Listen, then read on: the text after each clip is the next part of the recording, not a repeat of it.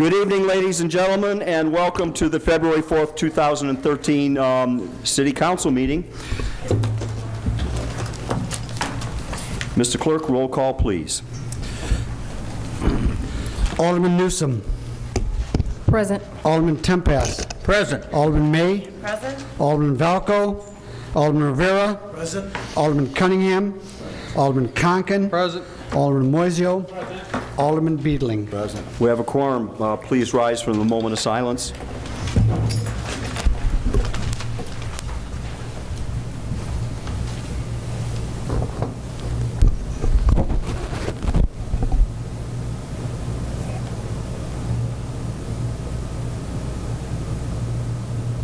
Thank you. I pledge allegiance to the flag of the United States of America and to the republic for which it stands, one nation, under God, indivisible, with liberty and justice for all.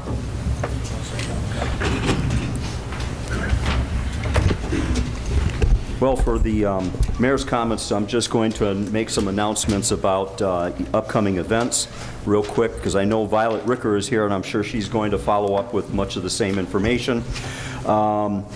Black History Month celebration at the Waukegan Library, February 26th at 6 p.m. Financial aid workshops. There's actually a very long list of them, and I'm not even going to try to read all of them. I'm sure this will be posted around, and I'll ask Dave Motley to put some of this on the website.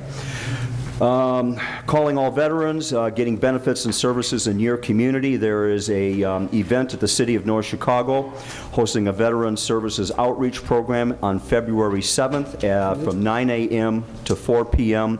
at the City Hall in North Chicago. Clockwise Theater, Cars and Quinceañeras. Play starts January 25th through February 16th. Productions run Friday, Saturday, and Sunday at various times. Main Street's Mardi Gras 2013, February the 9th from 6 to 11 at the Puerto Rican Society Banquet Hall. Fong's Kitchen down on Genesee Street, 38 North Genesee. They're having the Celebrate the Year of the Snake event, a Chinese New Year buffet on Monday, February 11th from 6 to 8 p.m. $11.99 for adults and $6.99 for kids. Fat Tuesday Extravaganza at Big Ed's Bar and Grill over on Genesee Street, Tuesday, February 12th from 10:30 a.m. to 9 p.m. That's a long day.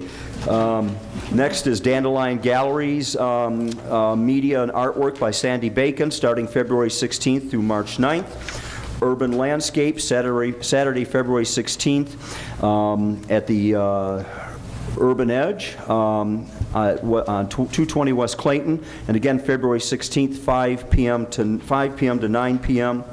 Clockwise Theater, special presentation from the Three Brothers, the complete works of William Shakespeare, February 23rd, March 1st and 2nd at 8 p.m., February 24th and March 3rd at 3 p.m. And we have a news release from the Coast Guard Auxiliary about using winter downtime to refresh your boating skills. And it's a long announcement, so I'm not going to try to read all of it, but we'll post some information on our website so that people can take a look at it. And if they're interested, get engaged in it. We have audience time. Next up is Mr. Blanks, if you please, and we'll be limiting these comments to 3 minutes. Thank you.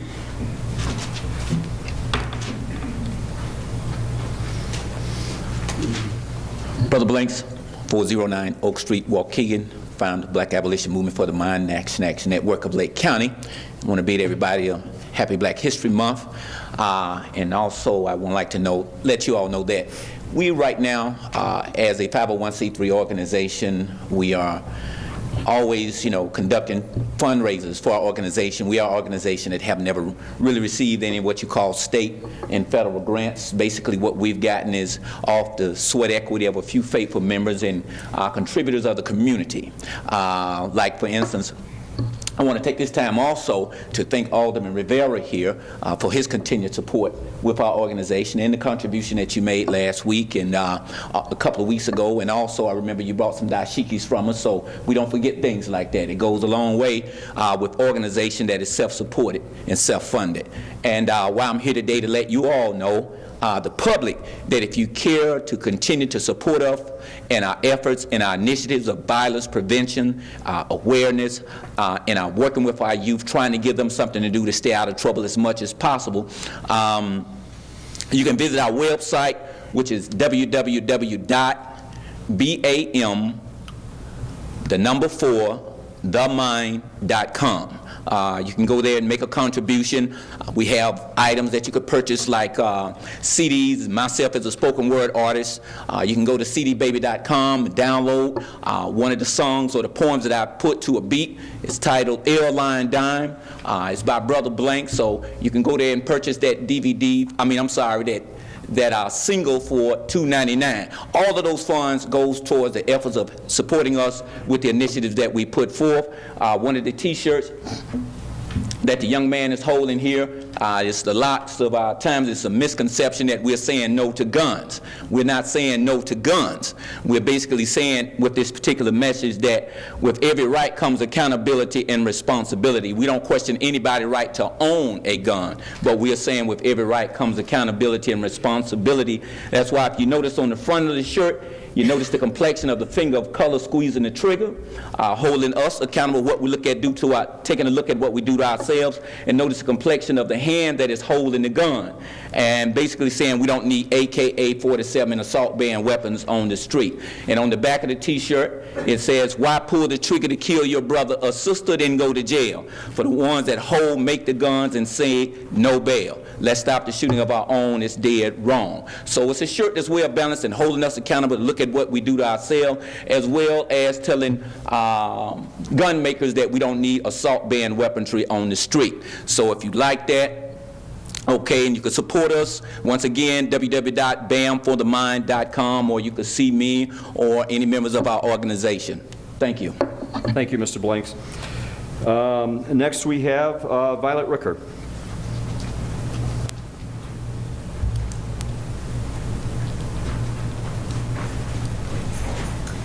Good evening. My name is Violet Ricker. I live at 203 West Water Street, and I'm also the director of Waukegan Main Street, which is our downtown development nonprofit. I've missed you guys for the last couple months. I was actually taking a class on Monday nights, and so I hope you appreciated the updates from our board members. I think it's a good chance for you to get more familiar with some of the real wonderful professionalism that we have represented as volunteers on the board of Main Street. So the big event that we've got coming up is this Saturday's Mardi Gras fundraiser. We're turning in our ticket totals to our vendors tomorrow, so if there are any aldermen who have not yet reserved their tickets, you can please see me afterward. For anybody else, if you can visit WaukeganMardiGras.com, we still have a few tickets available to this really exciting event. We have Big Ed's doing the catering, awesome Cajun food. We have a live band, silent auction, casino night. It's a wonderful, wonderful time at the Puerto Rican Society, and this is the fundraiser that we do that allows us to keep the rest of our events free or low cost throughout the year. So you got to hear some of the very cool things that are happening in downtown. We're keeping really busy with lots of great events coming up, and I do also want to mention that 17 North, the newest restaurant in downtown, will be featuring their grand opening on February 21st. So if you want to check out WaukeganMainStreet.org for any other updates, you can sign up for our emails, or you can call the office anytime at 847-623-6650 for more information about what we've got going on. Thanks. Thank you, Violet. Okay, that concludes audience time for this evening. Thanks for Mr. Blanks and Violet for coming to speak tonight. We have the minutes before us. I'd like to take a motion by Alderman Beedling, seconded by Alderman Cunningham, to approve the minutes of January 22nd, 2013, regular meeting and executive session minutes. All in favor? Aye. Opposed? Ayes have it. Thank you. Now, we do have a report that is under new business item C. We'd like to move that up so that the presentation can get done and the people making the report can head back on back to their offices courses or back to home. So I'd like to take a motion by Alderman Newsom, seconded by Alderman Tempest, to move item 10C up to following item 5, which is the minutes. All in favor? Aye. Opposed? The ayes have it. So we have the presentation of the City of Waukegan financial statements as of and for the year ended April 30th, 2012. If you'd like to come up, please.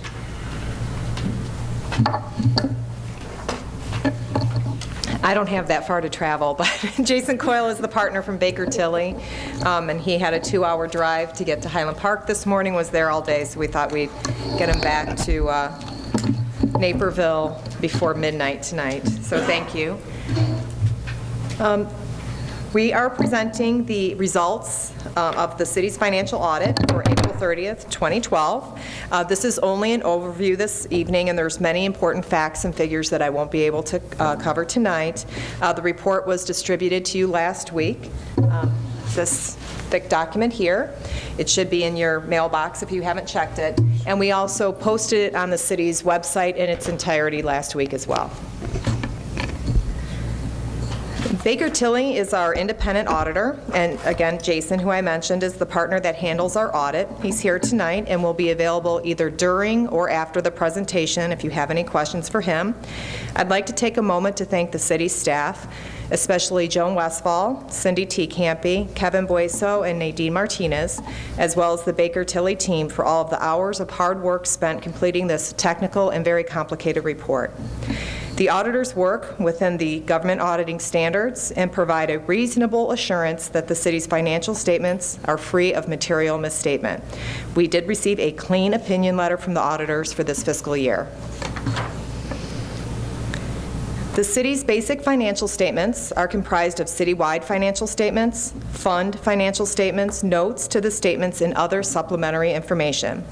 Due to the evening's time constraints, I will be focusing the presentation on the citywide financial statements and the two largest individual funds, the general fund and the water sewer fund. The governmental activities are principally supported by taxes and intergovernmental revenues. The activities include general government services, public safety, public works, and economic development. The city's governmental activities statement of net assets presents the information on the city's assets and liabilities, with the difference between the two being reported as net assets. This is very similar to a balance sheet in the private sector. The city's governmental activities total assets declined by $4.5 million from the prior year, and liabilities decreased by $13.9 million. When the city's $162.1 million in total liabilities are subtracted from the $185.2 million in assets, the net amount is $23.2 million. In the private sector, the net assets would be akin to stockholders' equity. Of that $23.2 million, $41 million is capital assets net of debt, $13.3 million are restricted assets, and the city has unrestricted net assets of negative $31.2 million as of April 30th, 2012. While the city's unrestricted net assets being in a multi-million-dollar negative balance is obviously a significant concern, it is an improvement over the prior year when unrestricted net assets were a negative $50.6 million. Governmental revenues increased $14.6 million from the prior year to a total of $93 million. However, $12.7 million of that is from a litigation payment received from our insurance company as settlement on a wrongful incarceration claim. Those funds were a one-time occurrence, and the money was used to retire a bond that the city had issued payment on an initial judgment. Expenses increased $2.2 million from the prior year for a total of $85.5 million. The increase in expenses is mostly related to settlement expenses on work comp claims, economic development costs for sales tax rebate and redevelopment agreements, and automatic increases built into the city's garbage contract. Now for the general fund specifically. The total general fund revenues finished $1.4 million over our budget for a total of $58.8 million. Property taxes performed as budgeted. However, sales and utility tax performed poorly versus the budget estimates. This was offset with the favorable variances in home rule and local sales tax, telecommunication tax, and the city's new food and beverage tax. The city's share of income tax from the state performed well versus the budgeted plan, as did license revenue and franchise fees. Unfortunately, permits, fines, and charges for service finished under the budget for a variety of reasons, but most notably due to continued economic pressure. Expenditures finished over budget by $2 million for a total of $63.8 million. While the city continued to hold the line on staff levels, freezing vacancies as long as possible, and enhance fiscal controls over contracts and commodities, one-time payouts for work comp, general liability settlements, as well as a one-time payout to a developer drove the general fund over its budget for the fiscal year, resulting in a general fund deficit of $4.3 million. Are there any questions on the general fund or governmental? Okay. Now we'll turn to business type activities. This includes our water sewer enterprise as well as our motor vehicle parking system. The city's business type total assets declined by $3.2 million from the prior year, and liabilities also decreased by $1.3 million. When the business type activities, $10 million in liabilities, is subtracted from the $71.5 in assets, the net amount is $61.4 million. The $61.4 million in net assets is comprised of $88 million in capital assets, net of debt, and $3.4 million in unrestricted assets. Business type activity revenues decreased $2 million from the prior year for a total of $11.4 million. We saw a decline in water sales due to increased vacancies throughout the city. Expenses increased $2.5 million from the prior year for a total of $10.3 million. This uptick in spending is due to a purposeful spend down of the 2010 water and sewer bond proceeds for our water capital projects. This difference between revenues and expenses resulted in a surplus of $1.2 million before transfers in the business type activities and a deficit of $2 million once transfers were made to balance the general fund.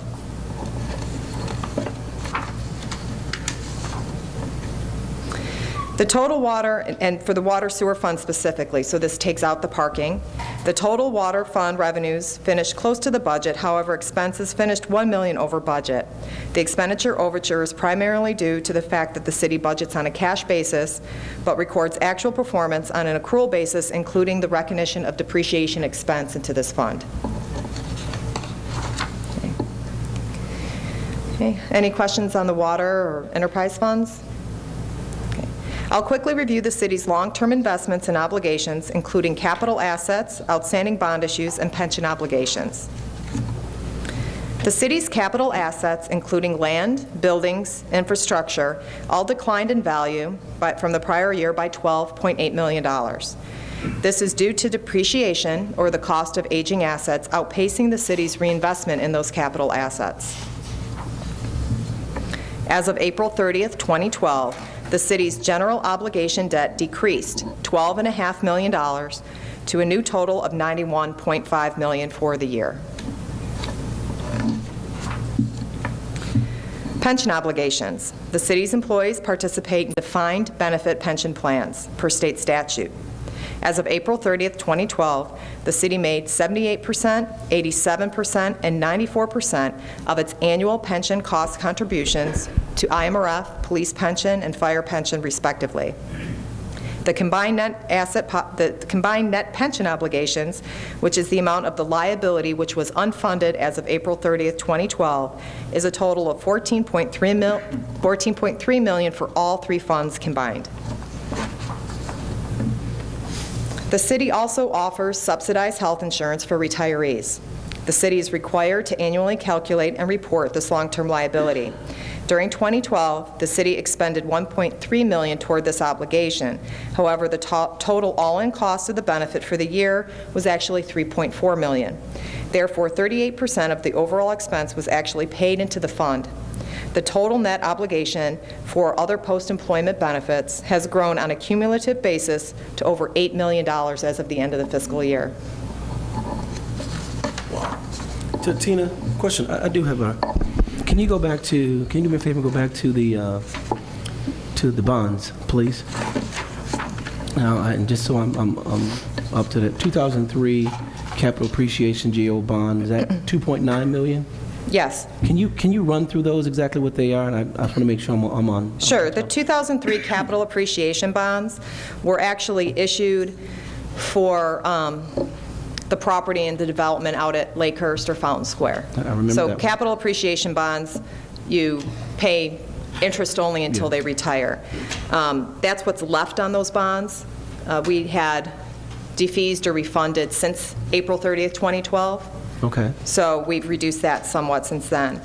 I'd have to go back and look at all these. As you can see, we've pretty much refunded everything we can. The 2005A GO refundings and the 2010B refundings, some of those are related to this building, the Public Works building, and the Genesee Theater, but I'd have to go back and see exactly which were which. The 2009A GO bonds, those are the working cash bonds, and those were issued to pay off a note that was related to the property that the city had acquired out at Fountain Square for potential redevelopment. Part of the $6.9 million, correct?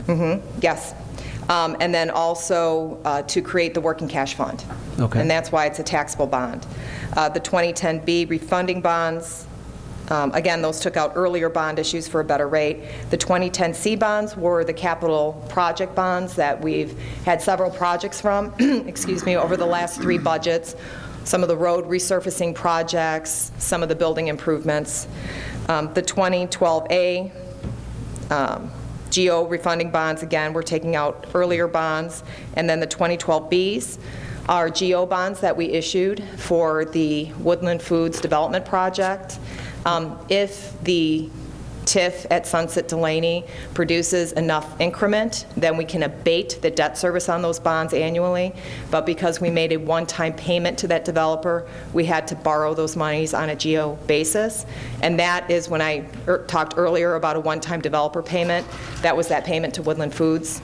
It had to be recorded to the general fund. Yeah, but I thought the TIF money that we're going to get from those was going to pay off that particular note. No, it was issued as a GO bond because the redevelopment agreement that the council approved called for a lump sum, $1.5 million payment to the developer. So the city issued the bonds, paid the developer, and then because the TIF wasn't producing increment, we had to do that on a GO basis. So going forward, if the TIF district produces enough increment, we can then abate the debt service on this particular bond on an annual basis. Okay, so, but is the TIF is producing something, right? Is it? The TIF won't start producing increment until the tax bills go out next month. The TIF wasn't producing any increment this year. It won't until the new tax year, which is when the tax bills go out in March. Okay, the TIF is, because they paid for this TIF, if I'm not mistaken. They paid to create it and to put all the paperwork in, so. The developer did pay a significant Right. So portion that- of the prop work, So yeah. that TIF is already filed, correct? The TIF is filed currently, but it won't start creating increment until the tax bills come out this coming March. So the fiscal year of 2012, there was no increment from that TIF to be produced. You have to file it by December 31st. So the deal with Woodland Foods was done before the TIF could have ever created any increment. When you file the TIF, you have to wait until the tax year for it to actually produce increment. Okay, when did we file the TIF? I guess I'm trying to, because I thought this Woodlands food thing was, okay, when did we file the TIF? I'm not sure. I would have to check with the planning department on exactly when it was filed. We had last year sometime because we were negotiating. Yeah, but I guess my point is that TIF should have been filed of 2011, not 2012. So there should have been something generated, if I'm not mistaken. I can ask Russ Tomlin to follow up with you on when it was filed specifically. Because right now, if I'm not mistaken, that's coming directly from general funds to pay the TIF, to pay that bond. Correct. When there should be some monies generated from that TIF to pay that. That shouldn't come out of our pocket at this point. The way that this bond was structured is a general obligation bond. Right. And if there is increment that can abate the debt service on an annual basis, the city would then annually have to abate that. And I agree with you, but I guess my point to you, there should be some monies being generated, because if I'm not mistaken, that TIF should have been created 2011 December, not 2012 of December. You're correct. I don't know when the paperwork got filed by the planning So with that being department. said, there should have been a whole year, at least some monies coming out of, enough money generated out of that TIF, at least to offset, as opposed to it coming directly from us, then trying to get backfill. That's what I'm saying. There So- wasn't. So There wasn't. There was an increment, and even if there had been increment, we would still have to report it on our balance sheet as a general obligation. And I because agree they with were you. issued as GO bonds. So the and I agree with you. presentation in this particular slide, even if we abate it next year or the year after, the outstanding principal, because it's a GO note, will continue to show on our balance sheet. And I agree with that aspects. I understand. I guess what I'm saying, from the physical dollars, there should have been something being generated already. So by the end of 2013, we should have more than enough to be paying that GO bond out of that TIF dollars, not from our money, then waiting until it builds up, right? There is no increment that we are currently receiving from that TIF, so there will not be increment for the fiscal year ending April 30th, 2013. Okay, can you do me a favor? Find out when because I'm almost certain that should have been issued in 2011 December versus 2012 December. Do me a favor and find that out for me, please. I will certainly have Mr. Tomlin follow up with the alderman on that. It was filed a year. Alderman a year Tempest? after. Thank you, Your Honor. That's what happened. It was filed a year later. Total general obligation debt is now $91 million. What other debt do we have in the city to go along with that for our, I'm trying to get a handle on what is our total debt for the city. Debt can mean a lot of things, Alderman. Well, I You know mean that. bonds that we issue? Do you mean pension debt? What, you mean know- bonds? Well, general obligation is now 91. Yes. Let's compare that, then you can stay on that. What was our general obligation debt 2 years ago or a year ago? I'm catching you off guard maybe. No, it's all in here. It's in there somewhere, but you're my brains. It was higher than this. Yeah, I How's know. that? That's what I'm getting at. We're making progress, right? We are making progress. That's where I'm going. I'll find it. Sometimes we get in debt, it's if you look at the chart earlier, we've seemed to have gotten control of our expenditures and our debt, and that's to be commended that we're doing that as a group and as the mayor and the total council here. We are working it down, and that should be our major objective, is to eventually work ourselves out of debt. On page 178 in the report, which is Schedule 14, it shows the general obligation debt for the last 10 years. Okay. Just give me a rough, Last year, last fiscal, this is last year, so 2011 fiscal year, it was at $106 million. Before that, it was at about the same $92 million. So the significant measure there, you see the percentage, so we have equalized assessed valuation, and the percentage of EAV is a good measure. Now, EAV has been declining, so, you know, this is a good measure of kind of how much debt can you bear. And we're at 6.41% at the end of 2012. We're at 6.76% the year before. thank you. I'm sorry, Tina. I just got a note from the clerk that TIF, that 2012 GO bond, Woodland Foods, and I knew I was right on that, It's come down. was filed a year late. That being filed a year late, and then from an estimate standpoint, I don't know if you have it right now, but I definitely would like to have that. From an estimate standpoint, how much money would have been generating that TIF to pay back that GO bond, which was the intent? And understand, we didn't create it. We made the corporation put all the paperwork together, do everything down. So all we had to do was take the piece of paper and I don't know what you mean by file it. What do you mean? File it with the clerk? File it with the county? File it with who? again, that's the planning department. I believe you have to have it filed with whomever at the county would handle the tax levying process, so the clerk's office, I'm assuming, or the treasurer's office, perhaps? Your Honor, can you have the clerk explain to us how this was filed a year late?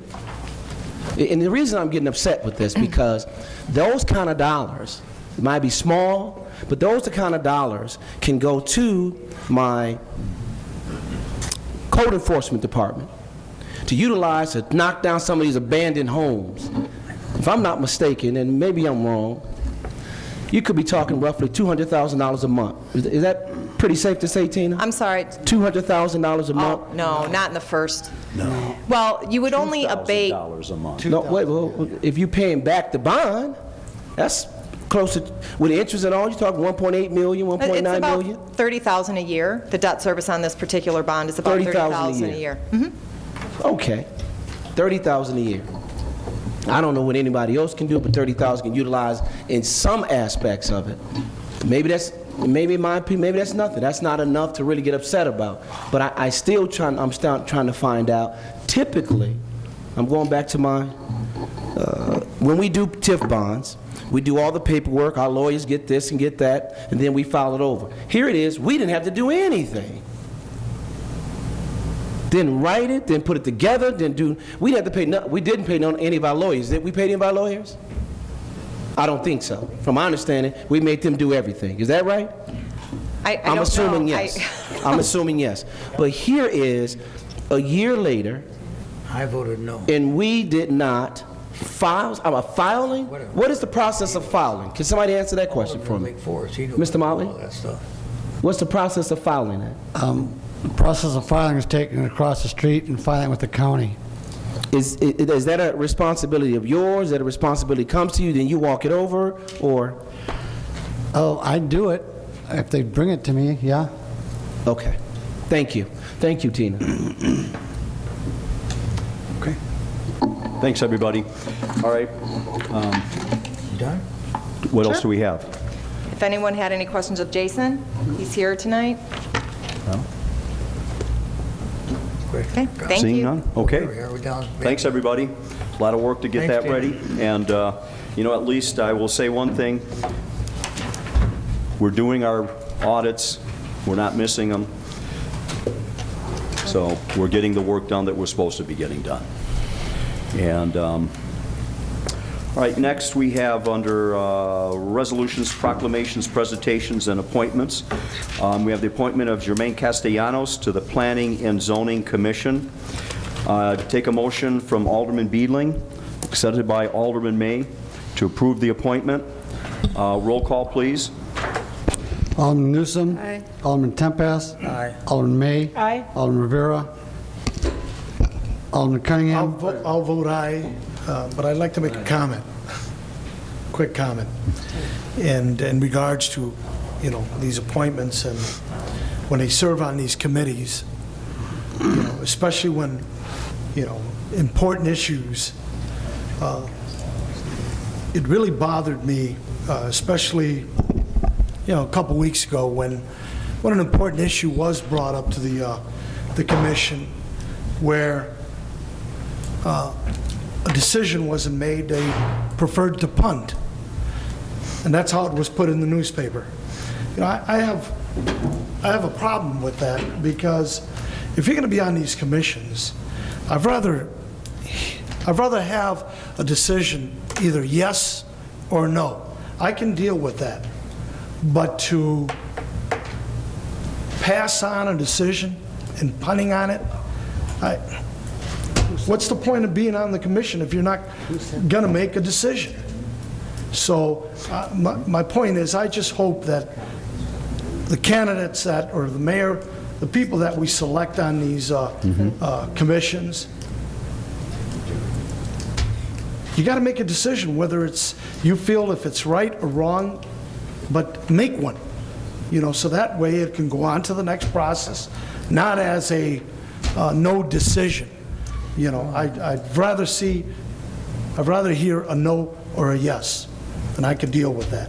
That's all I have to say. Okay, understood. Thank you very much. I think that if my memory serves me, which it doesn't very well quite often, that is the first time in 4 years that I'm aware of that actually anything was forwarded with no recommendation, which is really what came out of the committee. Right. Which is they were just felt that they were not prepared to say yes or no, that it was an issue that they felt was more to be in the hands of the elected officials. Right. That's really how I interpreted that. Well, you know, but again, Mayor, when you have a hearing or a meeting and you delay it for another week so you can digest the information, then to come when you have your meeting the following week and you didn't come to a decision, well then why waste people's time, waiting for a week to make a no decision?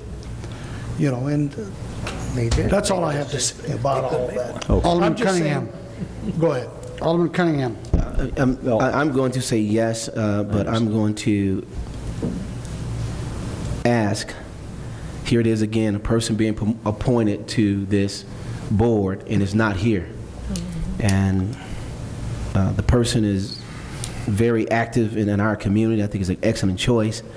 But these people, and I shouldn't say these people, the people who we bring into our city, they need to be here, y'all. Just show up. See your face. I mean, I don't know. There could be questions that the alderman may ask of these candidates. You really don't show a whole lot of interest to me when you don't even come up to the council meeting where you're being appointed to. And that's just my opinion, because I do know Mr. Castellanos personally. He's done a lot of great things. He works in the school and things like that. I'm going to vote aye to him. But it would have been great for him to show up to at least the viewing audience can see him. And others, Mayor, and I don't want to single him out, but in others. Alderman Conken. Aye. Alderman Moiseo. Aye. Alderman Beedley. Ayes have it. Thank you. I think he's going to do an excellent job. He's a very smart individual. He is involved in the community a lot, and it may very well been that he had something else going on in his personal life. He couldn't make it, but he will do a good job. Next, we have committee reports and motions. The first would be the Judiciary Committee. Alderman May, please. Thank you, Mayor. The Judiciary Committee met last Monday, which was January 28th. The first item we have is the sale of an Outlot A in Pleasant Hill Gate subdivision. This was a lot that was originally set aside, reserved for a safety entrance to the Pleasant Hill subdivision. Since then, we've had other developments, so there's 2 other access points for safety vehicles. They passed it through the chief. He has adequate access, the chiefs, they have adequate access to the subdivision. So one of the neighbors wanted to purchase the property. We did present it to the other neighbor who was not interested in purchasing it. And so this is the decision to go ahead and sell this piece of property. It's not a buildable lot. There's easements reserved for our utilities on both the north and south side of the lot. And with that, the Judiciary Committee recommends to approve the ordinance, plat of vacation, and plat of easement as presented for the sale of Outlot A in Pleasant Hill Gate subdivision, and I so move. We have the motion by Alderman May, seconded by Alderman Moiseo. Do we have any comments or questions? Alderman Tempest? I have a comment. I remember when we left this outlet there for an emergency entrance in and out of the subdivision. It's no longer needed. It's a 40-foot area. We do have a water line and a sewer line going there, and I talked to the corporation people, and they assured me in the ordinance that the easements cannot be built on, and we will have access to those if we need to repair those easements. So I think it's fine that the guy's going to put a fence across it and maintain it, and Right. I think he's getting it pretty cheap, but who else are you going to sell it to? That's true. It'll cover our legal fees to take care, second. and it'll go back on the tax rolls. So I think that's a good deal. Thank you. Any other comments or questions? Seeing none, we have the motion by Alderman May, seconded by Alderman Rivera, if that's all right. Moiseo.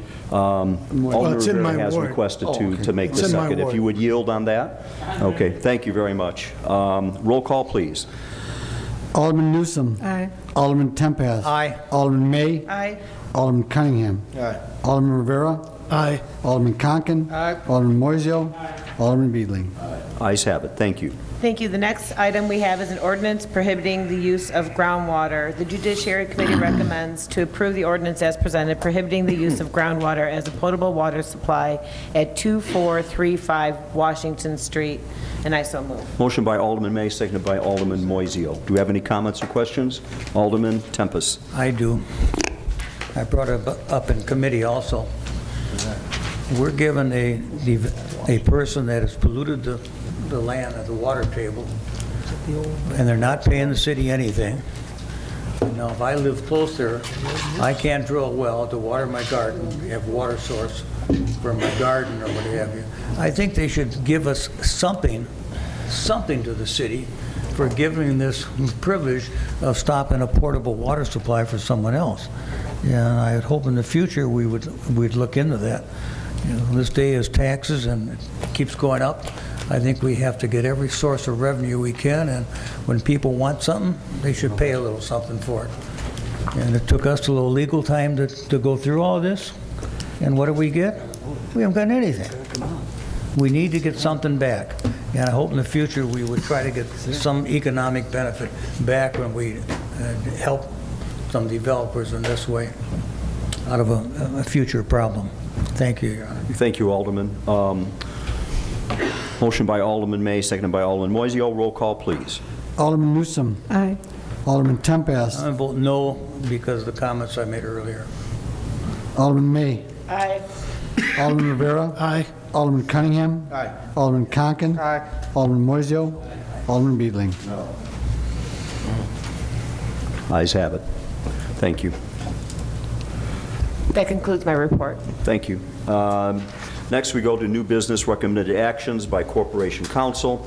Item A, the approval of payroll dated January 23rd, 2013 in the amount of $1,353,383.67. Motion by Alderman Newsom, seconded by Alderman May. Roll call, please. Alderman Newsom. Aye. Alderman Tempest. Aye. Alderman May. Aye.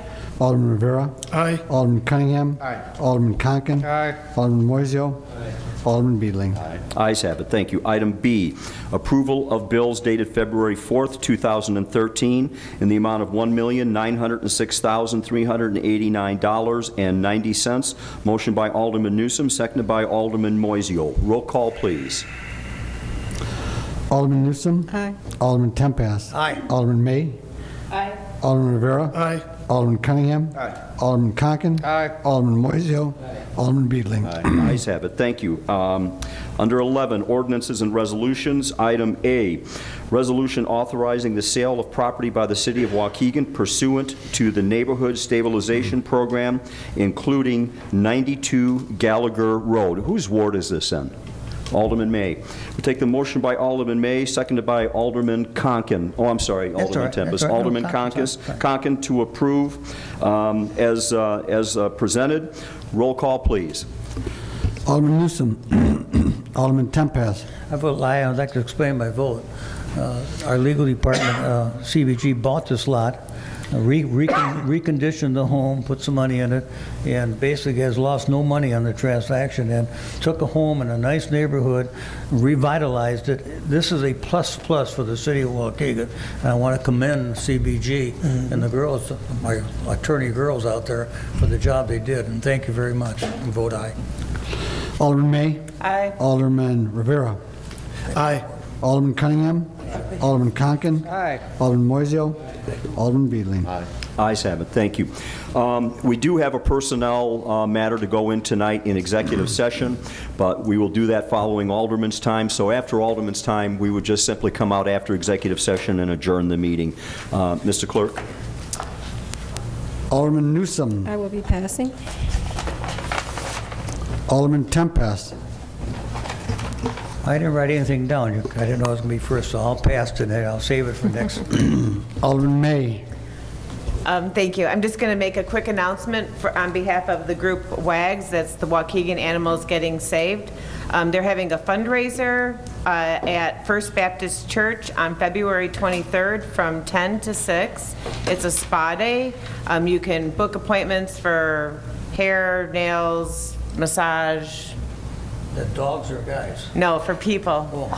The money will go to help the animals. They have a WAGS Facebook page where you can get more details and find out how to make your reservations. And my only other comment is to the residents to remind you when it's snowing to please move your cars off the street so that our plows can get through. And that's all I have. Thank you. Alderman Rivera. Yeah, just to make a quick announcement, on February the 17th, over at the Waukegan Yacht Club, the Little Fort Lions steak and egg breakfast which starts at 8 o'clock in the morning until 1, and that'll be Sunday, February the 17th. And of course, all the proceeds will go towards diabetes, special education, and this is in memory of Bob Abbott and also Martin Gus. So hope to see you there. Thank you. I'm sorry, when is it? February the 17th. Alderman Cunningham. Alderman Conken. Yeah, I'd just like to reiterate what Alderman May says. You know, the snow started to fly this week. Our plows are out there. They're doing a good job like they always do. Just let's be careful, especially around the schools, because not everybody shovels, and we will probably have some young students of ours walking in the streets, so please be careful when you're driving around the schools, and please shovel the sidewalks when you can. Thank you very much. Alderman Moiseo. Alderman Beedling. Okay, thank you. I'll take a motion by Alderman May, seconded by Alderman Moiseo, to go into executive session for matters regarding personnel. All in favor? Aye. Opposed? Ayes have it. Thank you. Violet.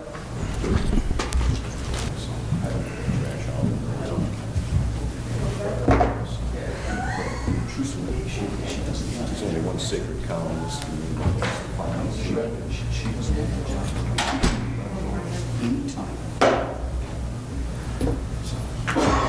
All right, motion to come back into regular session by Alderman Rivera, seconded by Alderman Moiseo. All in favor? Aye. Opposed? Ayes have it. Thanks, everybody. Stay warm. Motion to adjourn by Alderman Newsom, seconded by Alderman May. All in favor? Aye. Opposed? Ayes have it. Thanks.